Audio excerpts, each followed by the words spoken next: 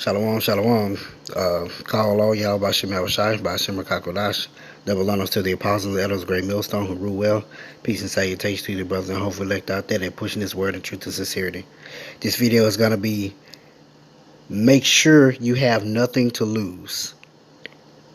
Because in this truth and in this word, you need to make sure you're not attached to the things of this world in order to be in the correct mind state in which you need to not only be in the ministry, but, push this word out, teach day in and day out, week in and week out, be able to prophesy, be able to be occupied in the prophecies, and be able to teach.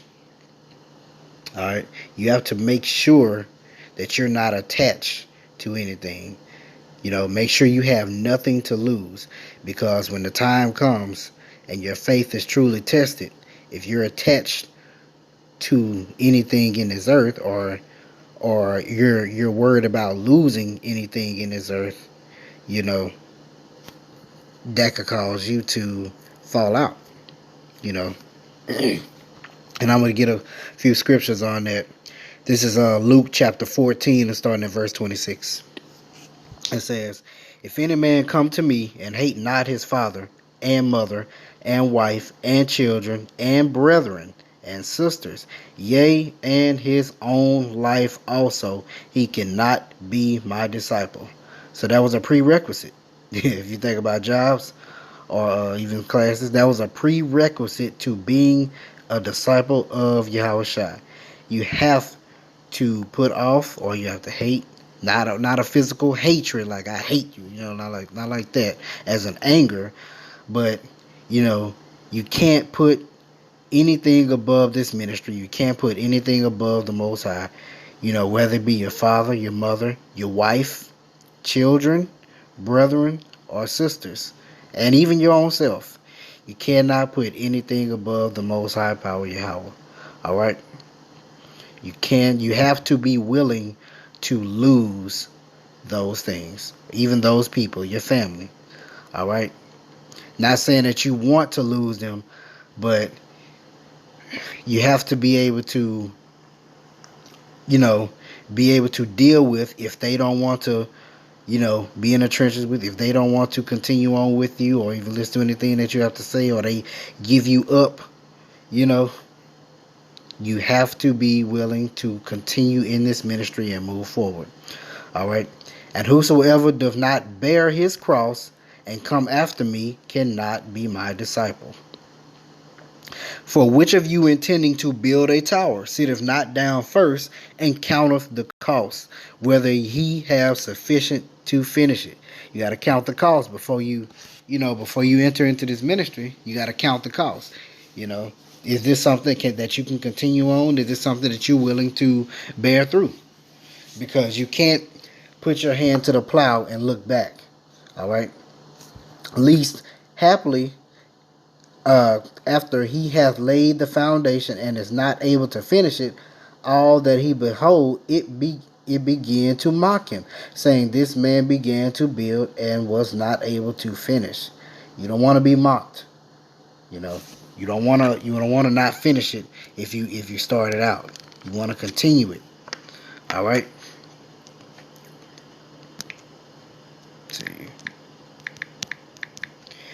Let's see, it's going to be Matthew chapter 19.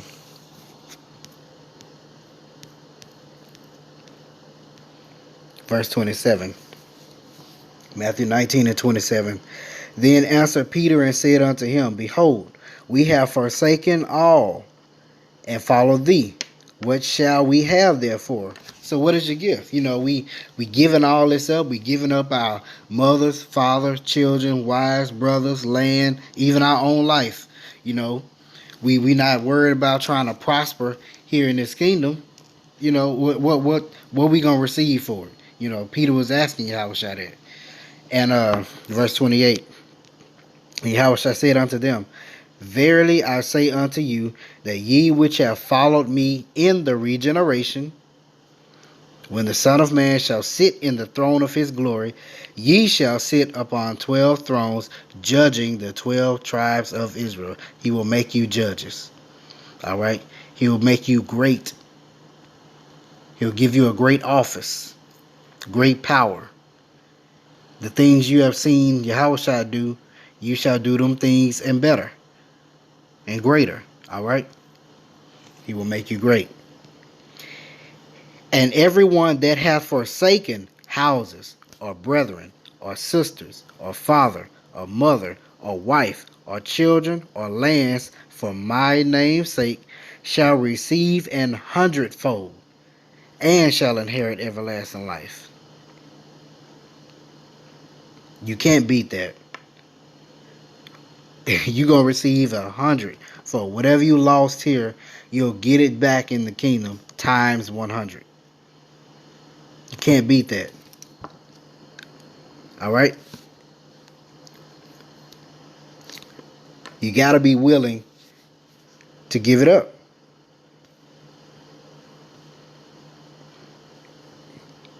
Make sure you're willing to sacrifice.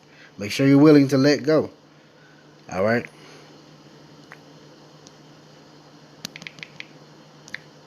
Don't get too attached to things. Because once again, you gotta remember, these things are going to perish. But this word won't perish. This truth won't perish. His promises won't perish. All right? Matthew chapter 24, verse 6. And ye shall hear of wars and rumors of wars. See that ye be not troubled, for all these things must come to pass, but the end is not yet. For nation shall rise against nation, kingdom against kingdom, and there shall be famines and pestilences, earthquakes in divers places. All these are the beginning of sorrows. We're entering into that time. You need to make sure you be in this word and continue in this word, because it will be the only thing that keep you stable. All right, wisdom and knowledge shall be the stability of thy time, and strength and salvation. All right. Verse 9. Then shall they deliver you up to be afflicted, and shall kill you. There will have to be some martyrs. Some people are going to die. All right. Ye shall be hated of all nations for my name's sake. And then shall many be offended, and shall betray one another, and shall hate one another. So your family is a chance that they're going to betray you. There's a chance they're going to hate you, if they don't hate you already. There's a chance they're going to give you up, deliver you up to be afflicted. All right? And it says, and shall kill you. Now, there will be martyrs. There will be ones that die, that perish, you know. But once again, the dead in Hamashiach shall rise first. So they got the first. They're gonna be first on the chariot. All right. You cannot lose. Being in this truth, being under Yahweh Bashem Yahweh Shai, you cannot lose. You either give it up here, and you get it in the kingdom, or you lose it, or you have it here and have less in the kingdom, or lose it in the kingdom. All right? But if you give it up here, you already losing. We're under the curses. You're already losing. You're already not winning. So, once again, what is there to really give up?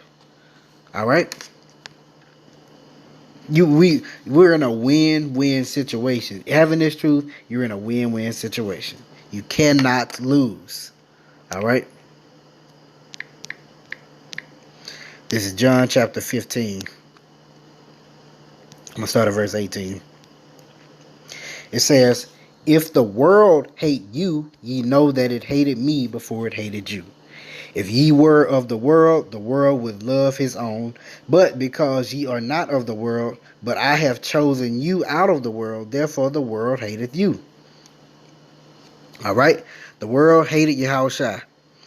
And all he did was bring the truth. And was attempting to bring salvation unto his people, you know, the lost sheep. But the world hated him for it, because it was contrary to what they were used to. They did not want to give up the things of this world in order to achieve the things or gain the things for the kingdom of heaven. All right, because you have to have a spiritual eye to really see that. You have to have a spiritual eye to know that what's the things here is not going to last. The things here is going to perish. Because we can see it. But the people of the world can't see it. They can't fathom it. It's all a fairy tale to them. Remember the word that I said unto you, the servant is not greater than his Lord. If they have persecuted me, they will also persecute you. If they have kept my saying, they will keep yours also. But all these things will they do unto you for my name's sake, because you know not him that sent me. If I had not come and spoken unto them, they had not sinned. They not had sinned, Salakia. But now they have no cloak for their sins, because they've heard the word. They got it. It's been given unto them. All right? But they rejected it. He that hateth me hateth the Father also. If I had not done among them the works which none other man did, they had not sinned. They had not had sin. But now have they both seen and hated both me and my Father. But this cometh to pass that the word might be fulfilled, that is written in their law, they hated me without cause. And ultimately, whatever the word of the Most High he put out, the word that he's spoken, every single word is going to be fulfilled. All right? No matter what.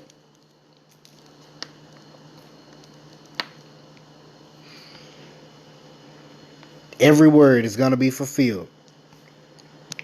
No, he does not change. His word does not fail. But remember, the things that Yahushua experienced and how he was persecuted, we're not above him. Matter of fact, he's above us. So the least we could do is to go through the straight gate in which he went through. He went through the straight gate.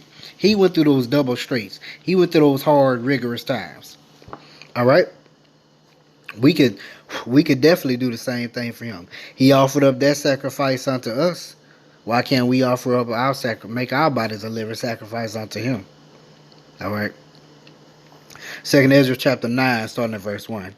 He answered me then and said, measure thou the time diligently in itself, and when thou seest part of the signs past, which I have told thee before, then shalt thou understand that it is the very same time wherein the highest will begin to visit the world which he made.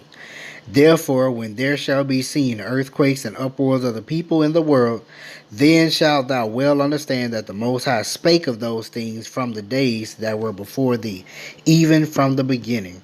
For like as all that is made in the world hath a beginning and an end, and the end is manifest, even so the times also the highest have plain beginnings in wonders and powerful works and endings and effects and signs. All these things are happening right now. These are all signs and wonders. All right.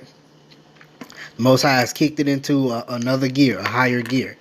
All right. The signs and effects and wonders and works and all these things are happening at a more rapid rate. So people that are saying, oh, this didn't happen before, all these things that happened before.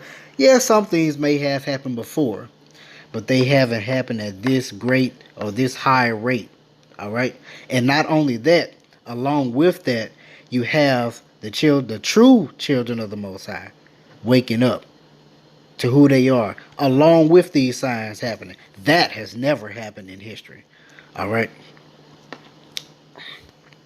Verse 7, and everyone that shall be saved and shall be able to escape by his works and by faith, whereby ye have believed. You got to go through it. You got to go through it. All right. You got to be able to give it all up. Shall be preserved from the said perils, and shall see my salvation in my land and within my borders. For I have sanctified them for me from the beginning. You got to believe it. You have to believe these words that are written in this book. Then shall they be in pitiful case, which now have abused my ways, and they that have cast them away despitefully shall dwell in torments. For such as in their life have received benefits and have not known me. They got their rewards on this side and didn't know the Lord. And they that have loathed my law, while they yet while they had yet liberty, and when as yet place of repentance was open unto them, understood not, but despised it. The same must know it after death by pain. All right. If you don't get it now, adversity gonna teach you. The Apostle Gabar always says. All right. If you don't get it now, adversity gonna teach you. That fire, you have to go through that fire. Either way, you got to go through that fire. You need to go through the fire of adversity or the literal fire. Whichever one you want. You got to go through the fire. Everyone has to go through the fire. All right? You cannot go through that. You cannot go through it without going through the fire. Verse 13. And therefore, be thou not curious how the ungodly shall be punished, and when, but inquire how the righteous shall be saved, whose the world is, and for whom the world is created. Don't worry about what the wicked are doing. Don't worry about the ungodly are doing. All right? You need to be worried about us, how you gonna get out of here. You know? Worry about you making the right sacrifice for you to be able to get out of here. Why? This is why. 1 Peter chapter 4, verse 18. And if the righteous scarcely be saved, meaning by the skin of your teeth, you're going to barely make it out of here. Where shall the ungodly and sinner appear? They ain't going to make it. All right? But the righteous going to barely make it. Okay? You got to be able to give all this stuff up. Because in the end, it's not worth it. I'm going to show you why. Because in the end, it's not going to prosper. This is Job 5, verse 12. He disappointed the devices of the crafty, so that their hands cannot perform their enterprise. The wicked wants to, bring about their new world order and the RFID microchip, and you're going to have to take the chip if you want to continue to be a part of their society or this kingdom. But you got to be willing to give all of that up. Everything you have, you got to be willing to give it up, and allow the Most High Yahweh Hashem Yahushua to perform his miracles and to bring you out, to preserve you. Like he said, he's going to preserve you from the said perils. You got to believe it. You have to believe it. All right? Because they're not going to prosper. Job chapter 14, verse 5. Seeing his days are determined, the number of his months are with thee. Thou hast appointed his bounds that he cannot pass. He has a limit on what he can do that he can't go past. He wants to be like the Most High. Actually, I believe he wants to be the Most High. He wants to erase everything that he's done and, and create what he wants to create. All right? But you got to be willing to give everything up, because everything that he's creating is not worth anything. It's going to be burned up, ashes, fervent heat, hot. All right? This is Job 20 and 22. In the fullness of his sufficiency, he shall be in straits. Every hand of the wicked shall come upon him. When he is about to fill his belly, God shall cast the fury of his wrath upon him, and shall rain it upon him while he is eating. So while you give up this truth to stay in the world and prosper in this world and eat and fill your own belly, you're going to cast his wrath and fury upon you, because you're going to be thrust through, because you're going to be joined hand in hand with him. So you're going to be thrust through with him. But Most High going to cast his fury upon him, and it shall rain while you eating, while you feeling good, living great, in this new world order. You're going to rain his fury upon you. All right? That's all I had on that. So I just want to say you got to be willing to give all this stuff up, because it's not worth it anyway. You gotta be in a position where you have nothing to lose. All right? Yahushua was when he was talking about hating your life, hating your family, forsaking all, and the world hating you. He was putting you up on game. He was trying to put you in a mind frame to be able to understand that if you forsake your life, you forsake all, you hate your life, hate all these things, put it aside, you will be in a better mind state to be able to give up those things. All right? So, with that, shalom.